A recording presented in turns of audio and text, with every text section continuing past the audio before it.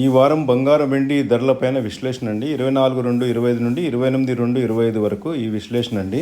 వారం రోజుల విశ్లేషణ అండి. డిఫరెంట్ వీడియో ఛానల్లో వచ్చిన విశ్లేషణను తీసుకొని మన భాషకు అనుగుణంగా చెప్పడం జరుగుతుందండి. చాలా వరకు హిందీలో ఉంటుందండి వాళ్ళ విశ్లేషణ. తెలుగులో చాలా తక్కువ మంది చెప్తారు, యాక్యురేట్గా చెప్పరండి, అది అనుకుంటున్నాను. సో ఈరోజు శ్రీ గురుభ్యో నమ. సోమవారం ఫిబ్రవరి 24, 2025 అండి. శ్రీ క్రోధినామ సంవత్సరము, ఉత్తరాయణము, శిశిర ఋతువు, మాఘమాసము, బహుళపక్షము, తిథి ఏకాదశి అండి. 10:44 వరకు ఉంటుంది. సోమవారము. నక్షత్రం వచ్చి పూర్వాషాఢ, సాయంత్రం 4:30 వరకు ఉంటుందండి. మతత్రయ ఏకాదశి. సర్వే జన సుఖినో భవంతు. గోమాతను పూజించండి, గోమాతను సంరక్షించండి. మనం బంగారం ధరలు తగ్గుతాయా పెరుగుతాయా, ఇది ఈ వారం ఎలా ఉంటుంది తెలుసుకోవాలనుకుంటే, తగ్గడానికి కారణాలు ఏంటిది, పెరగడానికి కారణాలు ఏంటి అనేది తెలుసుకుంటే మనకు తగ్గేది పెరిగేది ఒక ఐడియా వస్తుందండి. సో మనకు తెలిసినంత వరకు యుక్రెయిన్ అండ్ రష్యా వారిని తగ్గించడానికి, దాన్ని మొత్తం టోటల్గా ఆపేయడానికి ట్రై చేస్తున్నారు. అలాంటిది ఏమన్నా వస్తే, దాంతోపాటు ప్రాఫిట్ బుకింగ్ ఏమన్నా చేసుకోవాలని ఎవరైతే పెట్టుబడిదారులు ఉంటారో, వాళ్ళ దగ్గర బంగారం నిల్వలు పెట్టుకొని ఉంటారో, వాళ్ళు కనుక అమ్మాలని ట్రై చేస్తే అప్పుడు ధర పడిపోయేటువంటి అవకాశం ఉందండి. ఇది ఒక రీజన్ పడిపోవడానికి. ఇంకా బంగారం ధర ఆల్ టైమ్ హై వచ్చింది.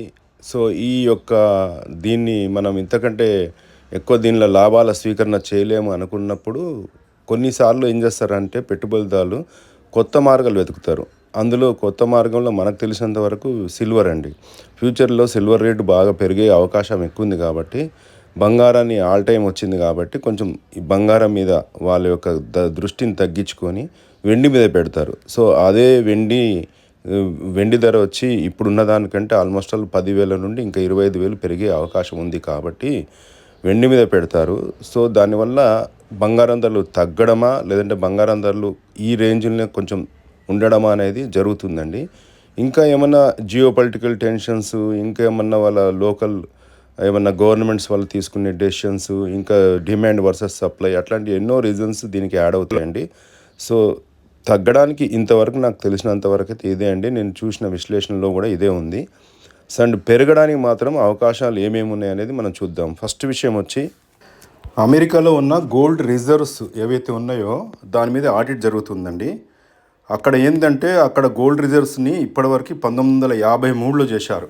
Audit was done in 1953 in America gold reserves. అందులో అక్కడ ఉన్న వాల్స్, అంటే ఆ రిజర్వ్ చేసినటువంటి ప్లేసెస్ ఏ ఉన్నాయో అందులో 1953లో దాన్ని ఆడిట్ చేశారు.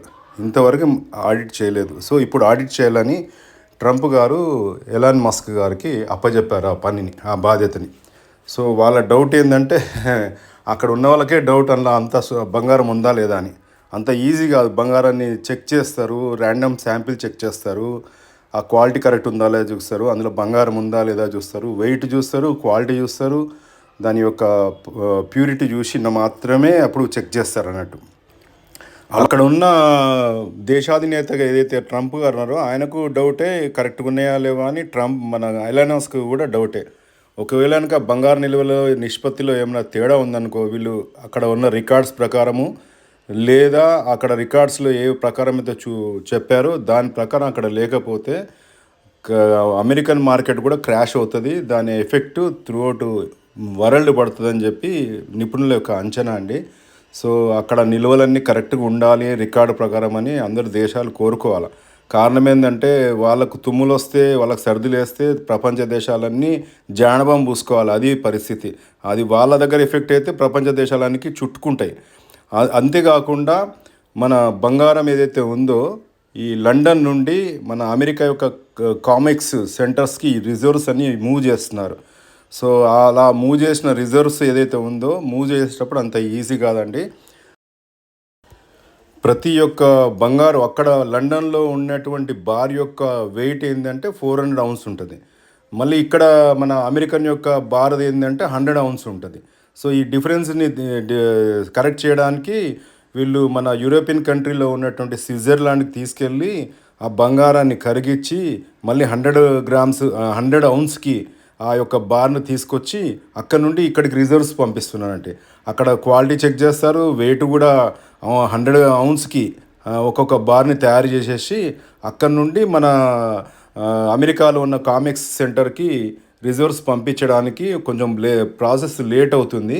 సో దానివల్ల ఏమవుతుందంటే బంగారము షార్టేజ్ వచ్చేసింది.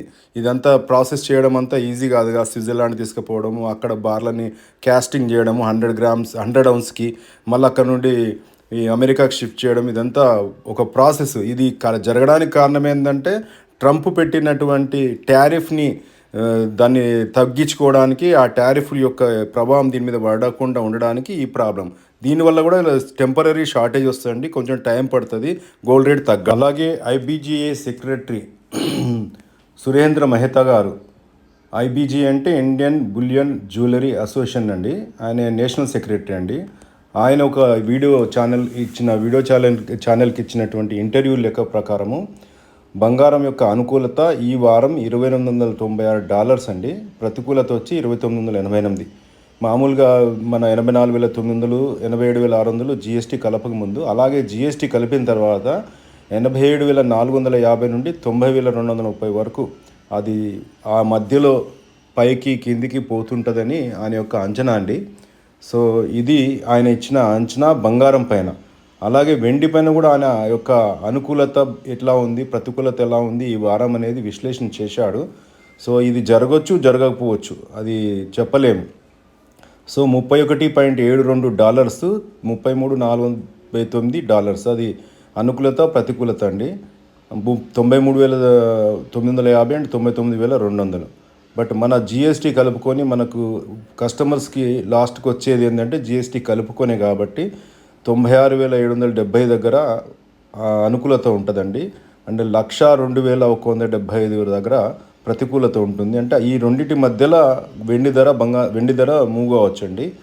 అలాగే మహమ్మద్ అరాఫత్ అని కమోడిటీ ఎక్స్పర్ట్ అండ్ యూట్యూబర్ అండి, ఆయన చెప్పిన దాని లెక్క ప్రకారము $2,790, $2,976 అనుకూలత ప్రతికూలత. పాజిటివ్ ధోరణి ఉందన్నారు. బట్ సురేంద్ర గారికిను ఆయనకి తేడా ప్రతికూలతలో లేదండి, అనుకూలతలో ఆల్మోస్ట్ ఆల్ చాలా తేడా ఉంది, $100 వస్తుంది. సో ఇది ఒకటి గమనించాలండి మన ఈ వీడియో చూసే వీక్షకులందరూ. అలాగే వెండిలో కూడా కొంచెం ఇద్దరి మధ్యలో తేడా ఉందండి. అది వెండిలో ఏంటంటే $31 చెప్పాడు అనుకూలత, అలాగే సురేంద్ర మెహతా గారు 31.72 చెప్పారు. ఇక్కడ కూడా కొంచెం తేడా ఉంది. 33.5 ఏమో మన ఎవరు మొహమ్మద్ అరాఫత్గా చెప్పారు. సురేంద్ర మెహతా గారు 33.49. అంటే వీళ్ళిద్దరు కూడా హయ్యెస్ట్ రేంజ్ని ఎక్కడైతే ప్రతికూలత రేటు బాగా పెరిగి అక్కడ రెసిస్టెన్స్ వస్తుందో అక్కడ కరెక్టే చెప్తున్నారు వెండిలో బంగారంలో. కానీ లోయెస్ట్ వచ్చే దగ్గరనే తేడా ఉంది. కారణం ఏంటంటే మెహతా గారేమో జ్యువెలరీ షాప్ ప్రకారం చెప్తారు, అండ్ అరాఫత్ గారేమో వాళ్ళ యొక్క కమ్యూనిటీ ప్రకారం. కమోడిటీస్ అంటే ఏంటంటే షేర్ మార్కెట్ లాగా అండి, ఓన్లీ ఆడ ఫిజికల్గా బంగారం తీసుకునేది ఉండదు, ఇచ్చేది ఉండదు చాలా వరకు. సో అంతా ట్రేడింగ్ అంతా కంప్యూటర్ మీద నడుస్తుంటుంది కాబట్టి సో ఈ డిఫరెన్స్ ఉండొచ్చండి. ఈ వారం యొక్క విశ్లేషణ ఇది నా సొంత కవిత్వం కాదండి, వాళ్ళ యొక్క విశ్లేషణ ప్రకారం మనకు తెలుగులో మనకు అర్థమయ్యే రీతిలో చెప్పడమైంది. సో ఇది మీకు కనుక ఈ వీడియో నచ్చినట్టయితే లైక్ చేయండి, షేర్ చేయండి. అండ్ ఈ వీడియో చేయడానికి చాలా టైం పడుతుందండి. మిగిలిన వాటిలాగా ఏదో మన యొక్క ఆభరణాలని వీడియో చేసినప్పుడు పంపించినప్పుడు యూట్యూబ్లో అప్లోడ్ చేసినప్పుడు ఈజీ అండి. ఇది చాలా కష్టము అర్థం చేసుకోవడము, స్క్రీన్స్ తయారు చేయడము, ఎడిట్ చేయడము, అప్లోడ్ చేయడము, దాన్ని కరెక్ట్ చేసుకోవడం అంతా ఉంటుంది. కాబట్టి దయచేసి నా వీడియో కనుక మీకు నచ్చినట్టయితే నా యొక్క ఛానల్ని సబ్స్క్రైబ్ చేసుకోండి. ఈ యొక్క వీడియోని ఇతరులకు లైక్ చేయండి, షేర్ చేయగలరని నా యొక్క మనవండి. Thank you. ఈరోజు ఈ వీడియో చేస్తున్నాను కాబట్టి ధరల వీడియో పంపించట్లేదండి. అలాగే 10 o'clock తర్వాత వచ్చే వీడియోలు మాత్రమే రేట్స్ మీద కరెక్ట్ రేట్ అండి. 22 క్యారెట్ల బంగారం ప్రతి చోట ఎక్కడైనా సేమ్ ఉంటాయండి, one nation one rate. And pure బంగారం ధరలు అనేది రోజుకి సెకండ్కి నిమిషం మారుతుంటాయి. కాబట్టి పైన నెంబర్కి ఫోన్ చేసి కనుక్కోండి అండి. ఈ వీడియో ద్వారా మీకు నేను ఇచ్చే సలహాలు సూచనలు ఏవైతే ఉన్నాయో అది నా వ్యాపార అనుభవం నుండి కొంచెం తీసుకొని ఇవ్వడం అవుతుంది. సో ఇలా చెప్పేటువంటి మన ఏదైతే మాటలు ఉన్నాయో, ఏదైతే అభిప్రాయాలు ఉన్నాయో అవి జరగవచ్చు, జరగకపోవచ్చు. కాబట్టి ఈ వీడియో ద్వారా నేను మీకు ఇచ్చే సూచనలు నా వ్యాపార అనుభవం నుండి తీసుకున్నాయి. కాబట్టి కొంతమంది విశ్లేషకుల వీడియోలో చూసి కూడా చేస్తున్నాయి. కాబట్టి ఈ యొక్క ప్రయత్నం ఏదైతే ఉందో, ఈ సూచన ఏదైతే ఉందో, ఈ అభిప్రాయం ఏదైతే ఉందో జరగవచ్చు కావున మీకు నమ్మకం ఉన్న సన్నిహితులతో మాట్లాడి నిర్ణయం తీసుకోవాలని నా యొక్క మనవి. దయచేసి ఎవరిని బాధ్యులను చేయొద్దు.